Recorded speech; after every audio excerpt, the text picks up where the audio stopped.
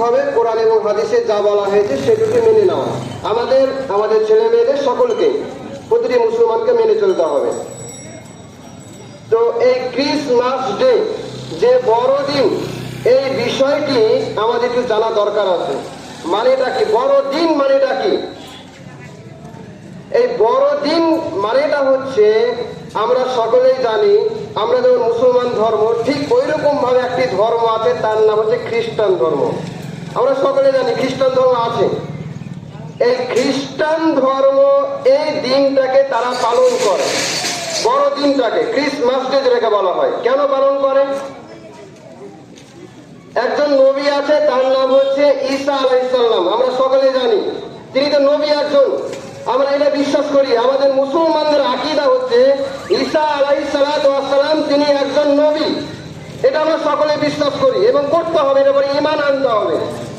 ঈমান আনার একটি গুরুত্বপূর্ণ পয়েন্ট হচ্ছে সকল নবীর উপর ঈমান আনতে হবে, তার মধ্যে একটি ঈসা নবী আছেন।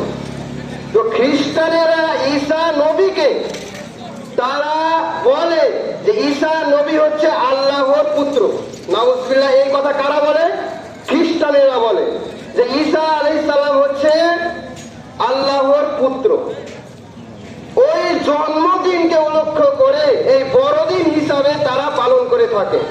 আচ্ছা, এবার বলেন, আমরা জানি আল্লাহ এক, লাম ইয়ালিদ ওয়া লাম ইউলাদ।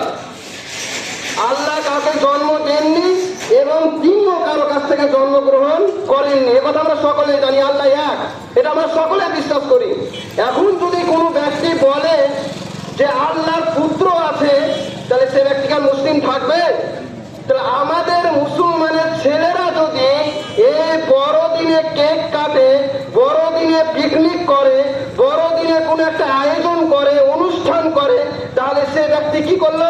সে বিশ্বাস করলো যে হ্যাঁ আল্লাহ পুত্র আছে, তাহলে সে কি মুসলমান হবে? সে মুসলমান হবে না। তাহলে মুসলমানের ছেলে এটা কোনোদিন করতে পারে না, বড়দিন পালন করতে পারে না, এটা হারাম।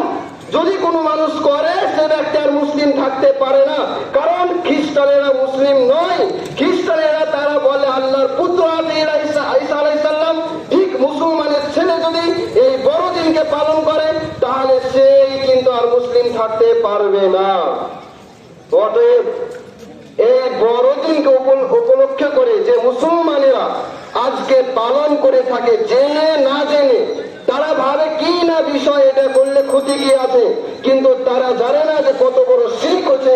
শিরক এত মারাত্মক একটি পাপ, একটি গুনাহ, যে মানুষ করলে তার নিজের প্রতি জুলুম করে, সে ব্যক্তি আর মুসলিম থাকতে পারে না। যদি কোনো ব্যক্তি বলে ঈসা আলাইহিস সালাম হচ্ছে আল্লাহর পুত্র, অতএব এই কাজটি করা সম্পূর্ণ হারাম, এই কাজটি আমাদের করা বৈধ নয়। যদি কোনো ব্যক্তি করে, তাহলে সে ব্যক্তি মুসলিম থাকতে পারে না। দ্বিতীয় নম্বর বিষয়, সেটি হচ্ছে 1 জানুয়ারি, যে জানুয়ারি মাস কয়েকদিন পরে শুরু হবে। এই বিষয়টি অধিকাংশ মুসলমানের ছেলেরা মেয়েরা পালন করে থাকে। অর্থাৎ 1 জানুয়ারি মানে কি? এই 1 জানুয়ারি বছরে প্রথম শুরু হচ্ছে ইংরেজি মাস দিয়ে। আচ্ছা, 1 জানুয়ারি যদি শুরু হয় আজকে, তাহলে আমাদের লাভটা কি? এই দিন পিকনিক করে ডিজে বক্স বাজিয়ে কি লাভ হবে আমাদের? সেই দিন আমাদের বরং সেই দিনটাতে দোয়া করা উচিত ছিল, আল্লাহ এই নতুন বছর শুরু হচ্ছে, এই নতুন বছর যেন আমরা ভালো কাজ করতে পারি, কোনো অন্যায় কাজ যেন না করি।